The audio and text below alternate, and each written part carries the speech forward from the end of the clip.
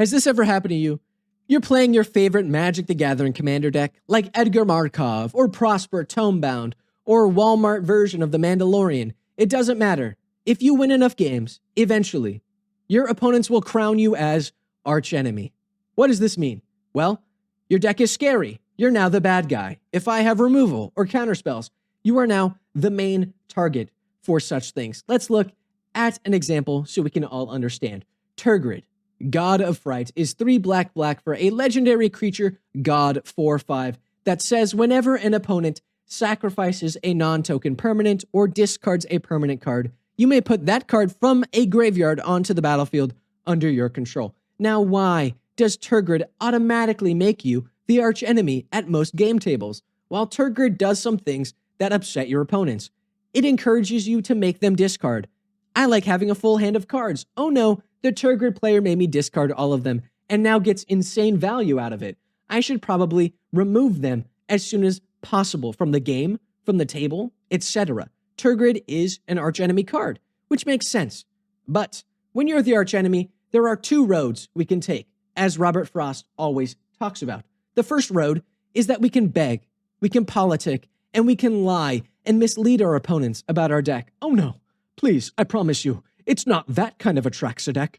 I'm not running that card. Oh, I don't have any poison or proliferate in here, etc. Oh, it costs 5 mana to get my commander out, etc., etc. It makes you weak, okay? You're the archenemy. You need to act like it. With road 2, where you are merciless. You are ruling with an iron fist. I know you're going to attack me. I know I'm the biggest threat. It doesn't matter. You swing at me, I swing back at you. No more politics. No more Mr. Nice Guy, all right? This is the coolest road you can possibly take. I'm a bit biased, okay? I think that road 2 is better than road 1, and let me explain. Because being the archenemy in your average game of Magic the Gathering is the best thing to ever happen to you. Because in a usual game of Magic, you're holding back, all right? You don't want to make enemies at the table. And you want to build your deck and, your whole board state up until a point where you can win. But, big but here, when you're the archenemy, the gloves are off. There's nothing holding you back anymore. You're like Rock Lee. You can drop the little weights, okay? You can double down, all right? And go out swinging. If your opponents are going to kill you, they're going to kill you. That happens regardless, okay? Someone's got to win. Someone's got to lose, all right? And you're going to do your damn best to go out swinging, okay? Some caveats to this is that your deck should be about the same power level as your opponents. It's not fair to play a CEDH deck against precon right out of the boxes, okay? But if you're all playing precons and one just wins a lot more, you might be the archenemy, and that's fine. You also need to communicate with your opponents and your playmates. Basically, hey, I don't really like this deck. That's okay. You can swing at me first. I get it. You just want to have open lines of communication like, oh, I don't have super fun against this deck. All right, I'll play it next game or something like that. That's the easiest way I can put it. All right, just communicate. It's easy. An important note is that any good deck, any good, efficient, fun deck that wins enough can make you the archenemy. All right? How to know if you're the archenemy? Well, is your deck consistent? Do you have consistency in finding ways to win the game? All right? Doesn't matter if your deck is janky or not. If you win the game pretty consistently and you have good draw, in parentheses, because that's kind of the key to winning most games, is having good draw, you're most likely going to become the archenemy after 1 or 2 games of winning, okay? A good example of this was the first deck I ever brewed, Baloth Baratil Entertainer. He is 4 and a red for a super sexy elf shaman that says creatures your opponents control with power less than Baloth's are goaded, which means they have to attack each combat and attack a player other than me, if able. And then you make treasure if they die. Whatever.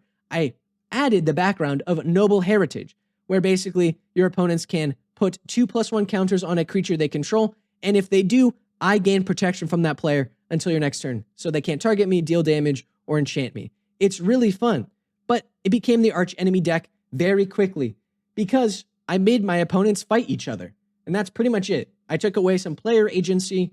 That's a discussion about goad in general, but you become the archenemy very quickly. It's like Tergrid, but more fun, in my opinion. And the best part for me about this deck was Noble Heritage. The way it works is basically you can either fight me and not take my counters, or you submit. All right? If I'm going to be the archenemy, I know I'm going to always get my counters. I'm going to make my commander stronger. You're going to fight each other, or you're going to fight me, and then I'm going straight for you. Okay? It's great. All right? And I'll be the first to say, it's scary being the archenemy. Path to Exile and removal, counter spells, and just goblins in general, all going at your face, is a very scary thing to find yourself at the other end of. Now, yes, sometimes your opponents are going to kill you with Angel of Destiny right off the bat before you can even cast your commander because you didn't get enough land drops. That happens. But other times, you win despite the removal, the counter spells, and the little guys swinging at you. And there's no better serotonin rush than that. The adrenaline, the endorphins, it feels good, okay? Anyways, do you end up being the archenemy at the table? Or, do you have fun being the archenemy and playing with an iron fist and brutal violence? I don't know. Let me know in the comments down below. I'd love to hear about your decks and fun stories from being the archenemy. But that brings us to the end of the video. If you liked it, leave a like. If you subscribe. If you have any suggestions for future videos, leave them in the comments down below. If you have extra money lying around, donate to the children in Palestine using the link in the description down below. And I have a Discord if you ever want to join it. Hang out, share your decks, share your ideas, talk with me. It's sick. It's fun. I'll see you in the next one. Peace out.